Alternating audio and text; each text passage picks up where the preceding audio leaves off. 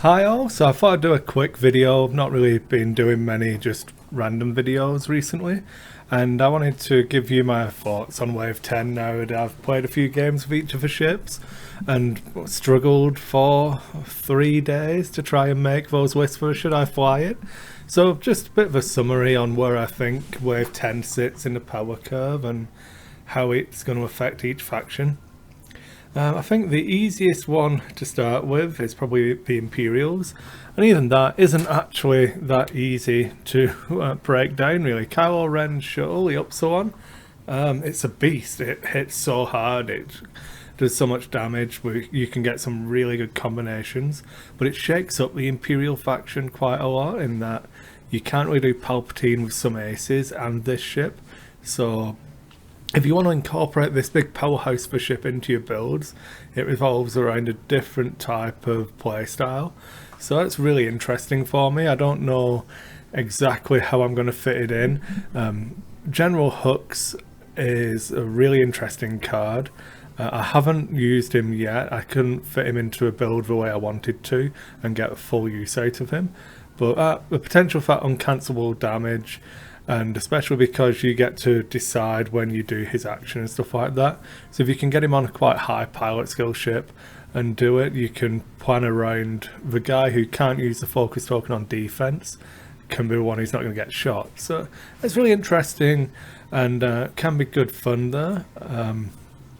Kylo Ren himself in the shuttle, he's the one I used today and is an absolute beast.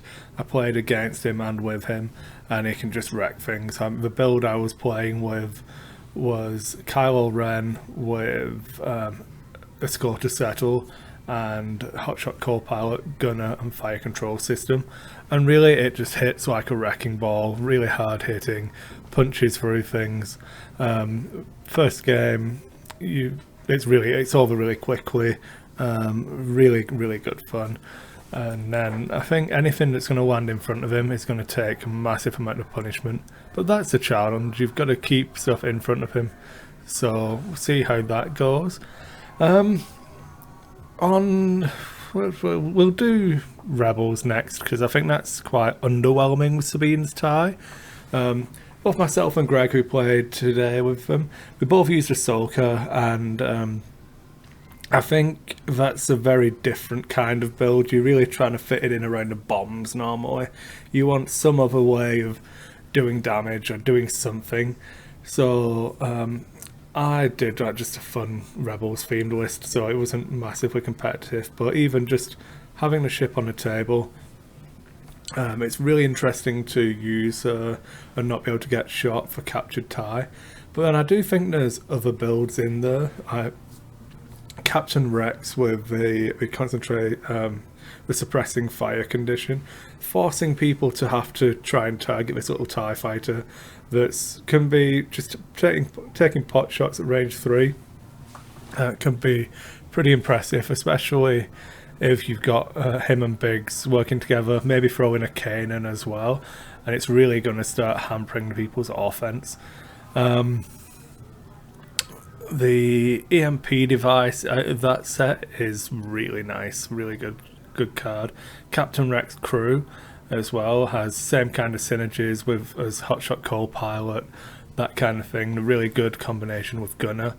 And yeah, it's a decent set, but it doesn't really shake the Rebels up too much. It doesn't fit in with the Rebel Pancake type builds, so you're trying to use it in a combined arms style Rebel list, so that's a completely different play style to what we're used to seeing with them. It'll be interesting to see if that develops any further. Then we have the Quad Jumper, and this is the ship that I think you have to think the most outside of the box to make it work. It doesn't slot into any real scum list at the moment. It doesn't fit with the current playstyle at all. Dangaroos, Paratani, Bosk and Lancer, all of these things don't benefit. You can't get the Quad Jumper in without having to drop too much of that list. So I think if you can get your head around different types of play styles, I definitely think the Quad Jumper is going to be the secret star of the wave. There's lots of nice stuff in there, but it's just difficult to make work with the traditional jousting values and that style of list. But that's the stuff that jumps out to people day one of the release, so it'll be interesting to see what other people are thinking with that. Like I said, the only reason I came downstairs at all was to actually upload the video from the games I've just recorded. So I've got one long recording that is streamed, so it might be up on Twitch. I can't remember if I archived Twitch or not. But I'm going to edit that into the individual games and try and get those posted over the weekend.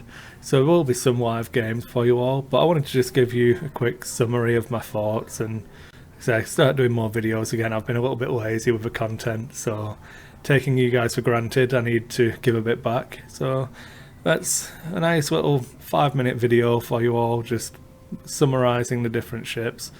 Let me know what you think, if you like these, just me talking to you about my thoughts on stuff, or if you prefer all the shiny stuff with the lists up here and all that kind of stuff. I don't mind what kind of videos I'm doing. I enjoy talking about stuff anyway, but if it's just this kind of video goes down okay, I can do these a lot quicker and easier because I don't have to stress over.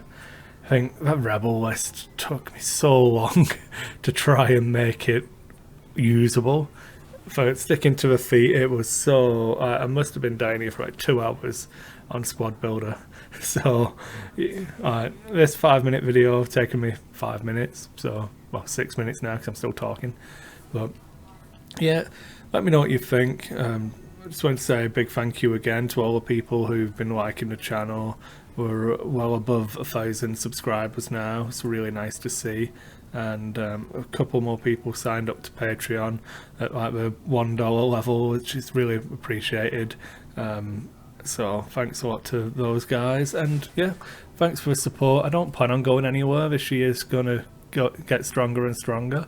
The studio around me is getting a little bit better as I can afford to get little bits and pieces, so hopefully the quality will keep getting better. And yeah, thanks everyone, and we'll chat again soon.